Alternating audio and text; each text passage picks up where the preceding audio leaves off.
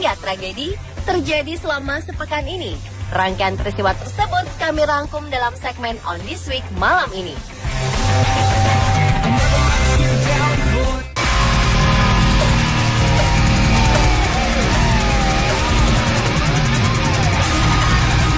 Pesawat F-16 terbakar saat hendak lepas landas di Pangkalan Udara Halim Perdana Kusuma, Kamis kemarin. Seorang saksi mata yang melihat insiden tersebut menuturkan bahwa pesawat hibahan dari Amerika tersebut tergelincir sekitar pukul 8 pagi. Awalnya ada 3 pesawat serupa yang hendak tinggal landas. F-16 yang bernasib naas tersebut berada pada posisi paling depan formasi. Saat hendak naik, salah satu ban pesawat mendadak meledak, sehingga pesawat dalam posisi miring. Saksi mata tersebut pun mendengar suara ledakan hingga 2 kali. Bersamaan dengan tergulingnya pesawat tersebut, api langsung menyembur dari arah belakang sayap. Sang pilot pun segera diselamatkan dan tim pemadam kebakaran langsung mendatangi tempat kejadian. Kondisi sang pilot saat ini masih dirawat karena mengalami luka-luka.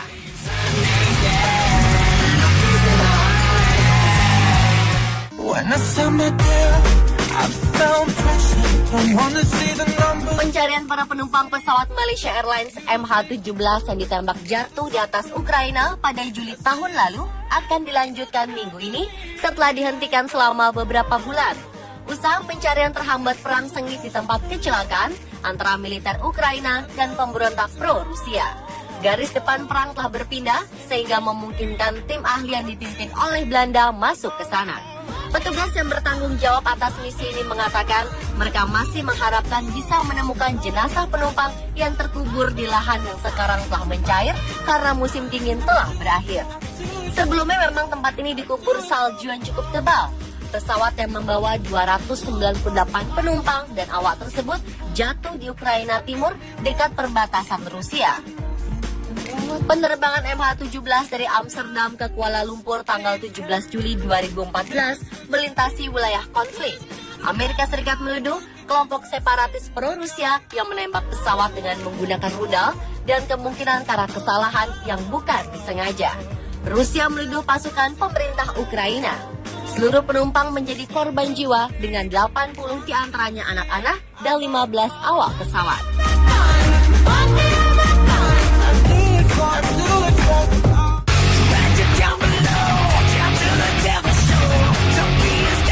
Abdullah, warga kampung Nanganai, Nusa Tenggara Timur, ditemukan tewas karena diterkam buaya di kali Nanganai setelah sebelumnya mandi dan buang air besar di sekitar kali tersebut.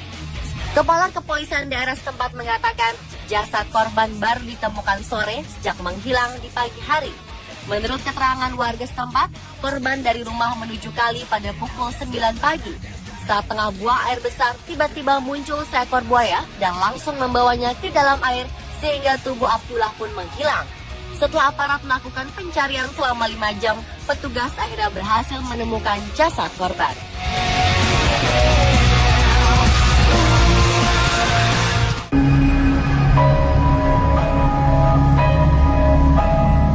Sebanyak 400 migran termasuk banyak anak kecil diduga telah tewas di laut akhir pekan lalu saat mereka berusaha menyeberang dari Libya ke Italia.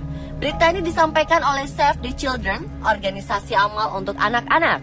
Organisasi tersebut mengumpulkan keterangan dari satu kelompok sebanyak 150 orang yang berhasil selamat dan diselamatkan oleh Angkatan Laut Italia dan diangkut ke kota Reggio Calabria, Italia Selatan.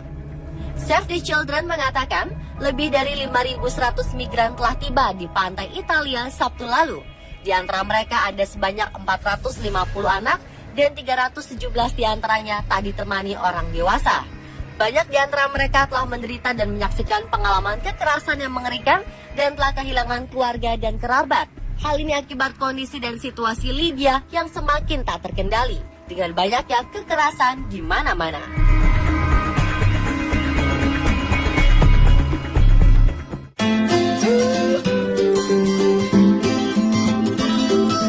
Masa remaja merupakan masanya mencari jati diri. Itulah yang dialami gadis 17 tahun bernama Emily Ray yang tinggal di Carlisle, Cumbria, barat laut Inggris. Di usia yang tergolong masih belia, ia ingin mengekspresikan dirinya dengan mengubah warna rambut menjadi merah. Ia sudah menjalani hidup dengan warna tersebut sejak 3 tahun terakhir, dan tak ada seorang pun berkomentar. Namun beberapa hari lalu, salah seorang guru melarangnya mengikuti pelajaran karena warna rambutnya tersebut terlalu mencolok dan tidak sesuai dengan peraturan sekolah. Sang guru pun menyuruhnya untuk mengubah warna rambutnya. Emily sangat marah hingga menangis.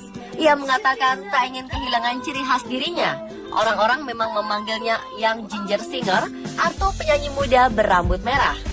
Jika ia harus mengubah warna rambutnya kembali, yaitu coklat, ia akan kehilangan trademark atau ciri khas tersebut. Pihak sekolah mengatakan bahwa Emily menduduki kelas paling tinggi dan harus menjadi contoh bagi adik-adik kelas lainnya. Apa yang dilakukan Emily dengan mewarnai rambutnya menggunakan warna mencolok telah menyalahi aturan. Orang tua Emily sebenarnya sangat menyayangkan jika warna rambut yang begitu disukai anaknya harus dirubah. Namun mereka juga tak ingin hal ini mengganggu pendidikannya. Setelah berunding mencari jalan terbaik, Emily memutuskan untuk mempertahankan warna rambutnya dan akan pergi ke sekolah dengan rambut digulung. Everybody wants to love. Everybody wants to be loved.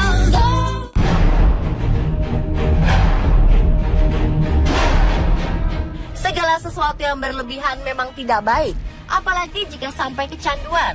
Seorang remaja berusia 17 tahun dari Cina nekat membakar rumahnya sendiri setelah sebelumnya ditegur karena kebanyakan bermain games. Peristiwa kebakaran itu terjadi sekitar pukul 5 pagi. Saat itu kedua orang tua dan adik bungsunya sedang tidur. Karena rumah tersebut merangkap sebagai mebel, si jago merah dengan mudah melahap seluruh bangunan. Petugas pemadam kebakaran yang tiba langsung memadamkan api. Sayangnya, si putra bungsu berusia 4 tahun sudah tak bernyawa ketika diselamatkan dari kebakaran. Sementara itu, kedua orang tuanya sedang menjalani perawatan intensif di rumah sakit. Sejak kejadian itu, remaja yang tak diketahui namanya menghilang. Ketika ditemukan polisi, ia pun mengaku telah membakar rumahnya sendiri. Ia pun berkata kalau alasannya adalah karena tak terima dengan teguran sang ayah. Sang ayah memang sebelumnya menegurnya karena terlalu banyak bermain games di warnet. Ia pun menyulut api membakar rumah sebelum akhirnya pergi bermain games online di warnet. Para tetangga pun mengatakan kalau remaja tersebut sudah keluar dari sekolah dan hobinya hanya bermain games online setiap hari.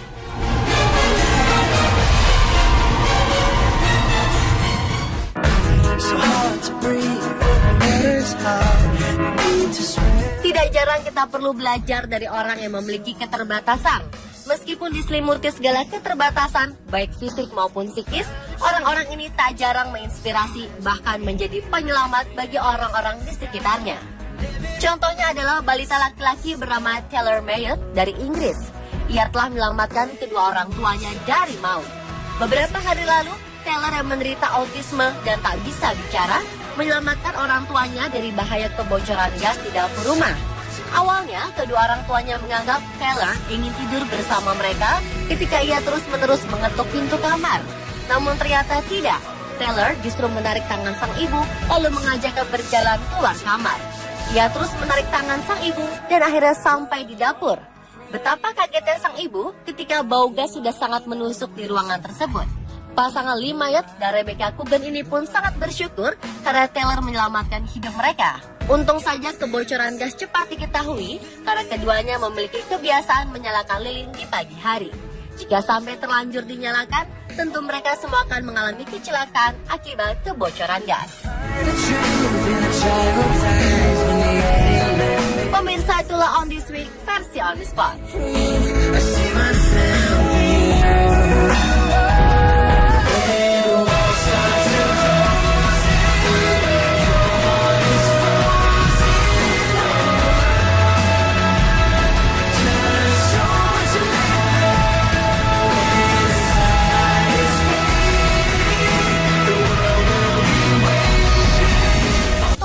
Muda berambut merah. Jika ia harus mengubah warna rambutnya kembali, yaitu coklat, ia akan kehilangan trademark atau ciri khas tersebut. Pihak sekolah mengatakan bahwa Emily menduduki kelas paling tinggi dan harus menjadi contoh bagi adik-adik kelas lainnya. Apa yang dilakukan Emily dengan mewarnai rambutnya menggunakan warna mencolok telah menyalahi aturan. Orang tua Emily sebenarnya sangat menyayangkan jika warna rambut yang begitu disukai anaknya harus dirubah. Namun mereka juga tak ingin hal ini mengganggu pendidikannya. Setelah berunding mencari jalan terbaik, Emily memutuskan untuk mempertahankan warna rambutnya dan akan pergi ke sekolah dengan rambut digulung.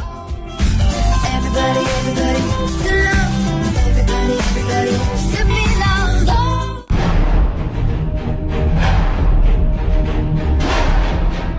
Segala sesuatu yang berlebihan memang tidak baik, apalagi jika sampai kecanduan. Seorang remaja berusia 17 tahun dari Cina nekat membakar rumahnya sendiri setelah sebelumnya ditegur karena kebanyakan bermain games. Peristiwa kebakaran itu terjadi sekitar pukul 5 pagi.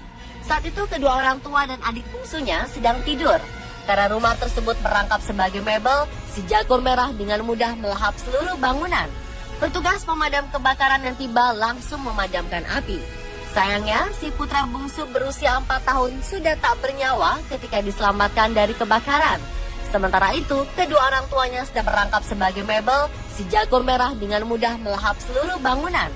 Petugas pemadam kebakaran yang tiba langsung memadamkan api. Sayangnya, si putra bungsu berusia 4 tahun sudah tak bernyawa ketika diselamatkan dari kebakaran. Sementara itu, kedua orang tuanya sedang menjalani perawatan intensif di rumah sakit. Sejak kejadian itu, remaja yang tak diketahui namanya menghilang. Ketika ditemukan polisi, ia pun mengaku telah membakar rumahnya sendiri. Ia pun berkata kalau alasannya adalah karena tak terima dengan teguran sang ayah. Sang ayah memang sebelumnya menegurnya karena terlalu banyak bermain games di warnet. Ia pun menyulut api membakar rumah sebelum akhirnya pergi bermain games online di warnet. Para tetangga pun mengatakan kalau remaja tersebut sudah keluar dari sekolah dan hobinya hanya bermain games online setiap hari.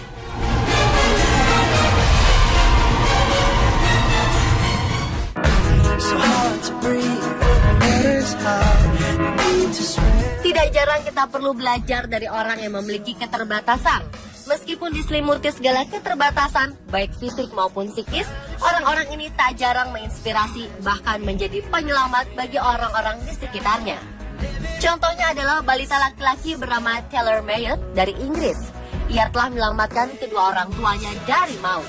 Beberapa hari lalu, Taylor yang menderita autisme dan tak bisa bicara, menyelamatkan orang tuanya dari bahaya mendatangi tempat kejadian. Kondisi sang pilot saat ini masih dirawat karena mengalami luka-luka.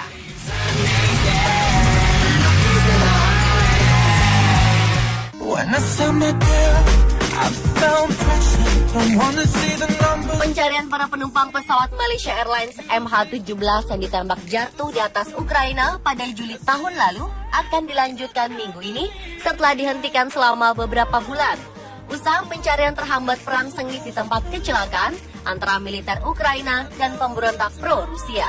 Garis depan perang telah berpindah sehingga memungkinkan tim ahli yang dipimpin oleh Belanda masuk ke sana. Petugas yang bertanggung jawab atas misi ini mengatakan mereka masih mengharapkan bisa menemukan jenazah penumpang yang terkubur di lahan yang sekarang telah mencair karena musim dingin telah berakhir. Sebelumnya memang tempat ini dikubur salju yang cukup tebal. Pesawat yang membawa 298 penumpang dan awak tersebut jatuh di Ukraina Timur dekat perbatasan Rusia. Penerbangan MH17 dari Amsterdam ke Kuala Lumpur tanggal 17 Juli 2014 melintasi wilayah konflik. Amerika Serikat menuduh kelompok separatis pro-Rusia yang menembak pesawat dengan menggunakan rudal dan kemungkinan karena kesalahan yang bukan disengaja.